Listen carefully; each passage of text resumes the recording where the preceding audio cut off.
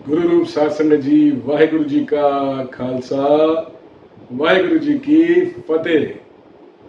साध संगत जी, थे मन में आज विचार आ रहा था कि बचपन में जब दादा दादी के साथ बैठा करते थे, वो समय कुछ ऐसा था 1980s अर्ली या 70s का लेट कह लो आप। तब इस तरह की कोई गैजेट्स नहीं होती थी।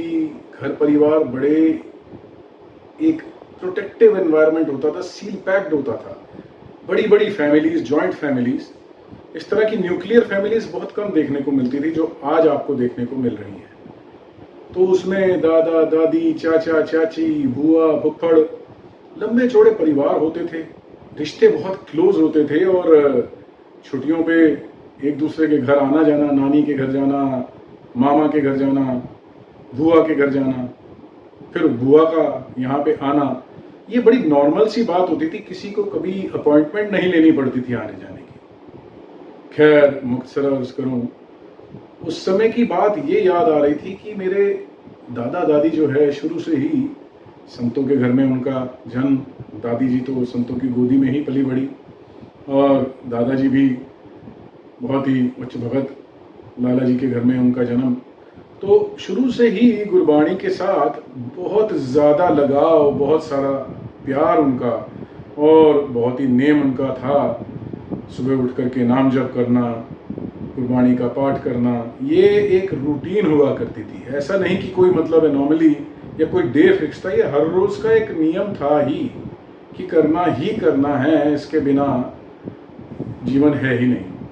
उस समय मुझे याद है कि इसके साथ साथ ऑल इंडिया रेडियो होता था और ऑडियो कैसेट्स शुरू हो गई थी काफ़ी। तो उनको बहुत शौक अलग अलग रागियों का कीर्तन सुनने का। सुरजन सिंह जी का कीर्तन आया करता था, संत सुजान सिंह जी की सुना करते थे, बाबा नंद सिंह जी कलेरा वालों का सुना करते थे, प्रोफेसर दर्शन सिंह जी, साधु सिंह जी।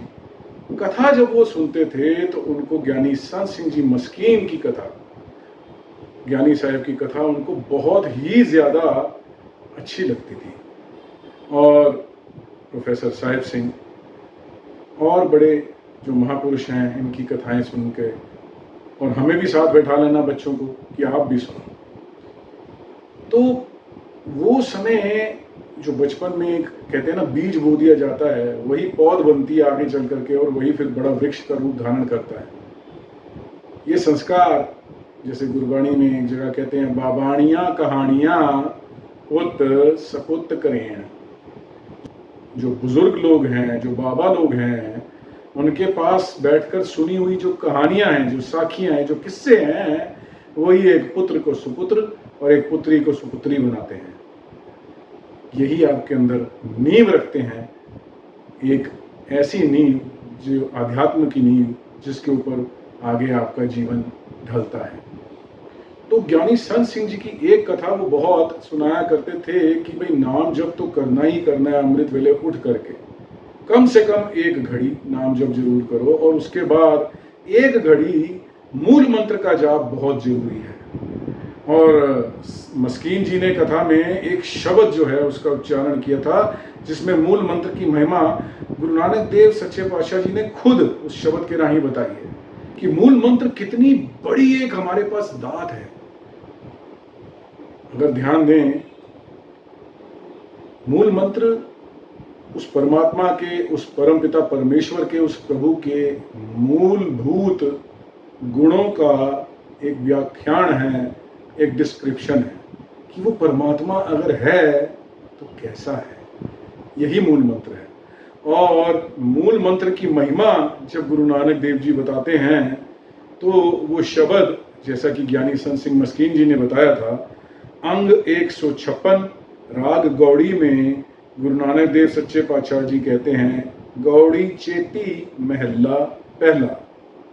महाराज का वचन है, औखद मंत्र मूल मन एक जेकर दृढ़ चित की जय रे, जन्म जन्म के पाप कर्म के काटन हारा लीजय रे। महाराज ने ये कह दिया है कि औखद यानी कि औषधि मंत्र मूल मन एक है, अपने मन से बात हो रही है। आपने बहुत जगह पे देखा होगा, मन प्यारिया वे, हे चित्त मेरिया, हे मन मेरिया, हे मन प्यारिया, जगह जगह पे मन से बात की जाती है। ये अध्यात्म की सबसे बड़ी खासियत है। अध्यात्म जो है वो है ही अध्ययन। किसका अध्ययन? आत्म का। आत्म, अध्ययन आत्म का, अपने आत्म तत्व का, अपने अंदर का, अपने मन का, अपने चित्त का, स्वयं का अध्ययन अध्यात्म। और अध्यात्म अगर बात करता है तो अपने आप से करता है, अपने अंतर मन से करता है, अपने चित्त से करता है, और उसको हमेशा प्यार से उस रास्ते पे जाने के लिए प्रेरित करता है जो रास्ता हमारे गुरुओं ने, हमारे महापुरुषों ने हमारे को प्रकाशित करके दिखाया है। तो महाराज कहते हैं, हे मन मेरे प्यारे, औखद मंत्र मूल मन एक है। सिर्फ एक ही औषधि है मूल मंत्र के रूप में। मेरे मन मान जा इसको, ये मंत्र मूल का जो है, मूल मंत्र जो है ये औषधि है, और ये एक ही है। और वो कब औषधि काम करेगी? दवाई के काम करने की क्या टर्म्स एंड कंडीशंस हैं? वो दवाई कब काम करेगी? तो महाराज कहते हैं, जे कर दृढ़ चित कीजै रे। अगर दृढ़ हो करके अपने चित्त में उसको हर समय सुमिरन किया जाए। बोलो सतनाम श्री वाहिगुरु। अगर मूल मंत्र का दृढ़ करके अपने मन में सुमिरन किया जाए तो वो औषधि है। ये मूल मंत्र बहुत बड़ी औषधि है, बहुत बड़ी दवाई है। और किस मर्ज की दवाई है ये? दवाई है जन्म जन्म के पाप कर्म के काटनहारा लीजै रे। जन्मों जन्मों से जो तूने पाप कर रखे हैं, जो तूने पीछे अपने ढेरी इकट्ठी कर रखी है, और जिसके चलते तुझे अब ये शरीर प्राप्त हुआ है। कर्मी आवे कपड़ा, जो तेरे कर्मों के सदके तेरे को ये कपड़ा, ये शरीर रूपी कपड़ा मिला है कि भैया अभी इन कर्मों को भोग ले, और इस जन्म में वाहेगुरु वाहेगुरु कर ले, प्रभु का नाम सिमरन कर ले, और इस जन्म से मुक्ति, इस जन्म मरण के गेड़ से छुटकारा पा ले। जब ये मौका मिला है तो भाई ये मूल मंत्र एक बहुत बड़ी औषधि है कि ये जन्म जन्म के जो पाप कर्म इकट्ठे हो रखे हैं, इनका काटनहारा, इनको काटने का, इनको खत्म करने का, इनका असर खत्म करने का, उसे क्षीण कर देने वाला अगर कुछ है तो वो है ये मूल मंत्र। बोलो सतनाम श्री वाहिगुरु। इतनी बड़ी महिमा है मूल मंत्र की, गुरु नानक देव जी ने प्रत्यक्ष रूप में इस शब्द में बोल दिया है। आगे महाराज कहते हैं, मन एको साहिब भाई रे। हे मेरे भाई, हे मेरे मन, अगर तू बचना चाहता है, अगर उस साहिब का सिमरन करना चाहता है, तो बस एक ही वो साहिब है, बस उसी का पल्ला पकड़ ले। हर पल उसके नाम का सिमरन कर, वाहेगुरु वाहेगुरु वाहेगुरु का जाप कर, और साथ के साथ इस मूल मंत्र का जाप कर। तो उसके बाद क्या मिलेगा? तेरे तीन गुणा संसार समावै, अलख न लखना जाई रे। जो तीन गुणों का बना हुआ ये संसार है, राजसिक, तामसिक, सात्विक, इसके अंदर तेरी जो इंद्रियां पूरी तरह से ग्रसित हैं, पूरी तरह से मोहित हैं, जो पूरी तरह से उसके अंदर ही डूबी हुई हैं, कैसे अपने परम पिता परमेश्वर को समझ पाएंगी? उस परम पिता परमेश्वर का नाम सिमरन ही कर पाएंगी जो अलख ना लखना जाई रे, जो इतना ऊंचा है, इतना भव्य है, इतना खूबसूरत है, इतना महान है कि वो अलख है। उसका व्याख्यान नहीं किया जाता, उसके बारे में लिखा नहीं जा सकता, किसी तरह से उसका वर्णन भी नहीं किया जा सकता पूरी तरह से। ना लखना जाई रे, उसका तो वर्णन भी नहीं किया जा सकता। तो उसका नाम का जप कैसे कर लेगा तू? तो उस नाम जप तक अगर पहुंचना है तो मूल मंत्र का जप कर, और मूल मंत्र के जप में जब तू रिपीट पे मूल मंत्र का जप करेगा, अपने आप तेरे अंदर वो गुण प्राप्त होंगे जिससे तू अपने प्रभु के नाम के साथ फिर से जुड़ेगा। तो ये रास्ता महाराज ने बताया है। आगे महाराज कहते हैं, सकर खंड माया तन मीठी, हम तो पंड ऊंचाई रे। वो कहते हैं हम जीवों ने ये माया की जो पंड है, जो ढेरी है, इसको हर वक्त उठा रखा है अपनी मति के अंदर, अपने भेजे के अंदर, अपने दिमाग के अंदर, अपने चित्त के अंदर, अपने मन के अंदर। हम हर तरह से माया के अंदर डूब रखे हैं, उसको साथ एक ढेरी के रूप में लेकर के ढोते फिर रहे हैं।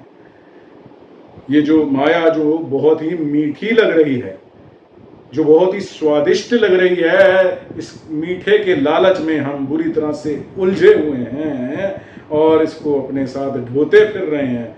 रात अनेरी सूझस नाई, लज टूकस मूसा भाई रे। महाराज कहते हैं कि इस माया में डूबे हुए हमारा ये हाल हो रखा है कि माया की जो रात है, ये अंधेरे रूप में हमें चारों तरफ से घेर के बैठी हुई है। इस रात अंधेरी ने इतनी बुरी तरह घेर रखा है कि सूझस नाई, कुछ सूझ नहीं रहा। हर तरफ देख रहे हैं तो अंधेरा ही अंधेरा दिख रहा है, कुछ दिख ही नहीं रहा। और इसके बीच में हो क्या रहा है? लजटूकस मूसा भाई रे। और ये जो उम्र है, जो हमारी औध जो हमें मिली है, ये आयु जो हमें मिली है, इसको चूहा, ये मूसा जो है चूहा, कौन सा चूहा? यमरूपी चूहा, जो जमराज है, जिसने एक दिन आ करके वापस ले चलना है। और एक कोई इंतजार नहीं, किसी से पूछेगा नहीं, जब समय होगा तो उसी स्थान पे तेरे को खुद ब खुद ले आएगा और तुझे इस देही को छोड़ना पड़ेगा। अब औध घटे दिनस रैणारे, एक जगह पे महाराज कहते हैं ना कि उम्र तो दिन और रात घट रही है, बढ़ नहीं रही मूर्ख, घट रही है, थोड़ा ध्यान दे।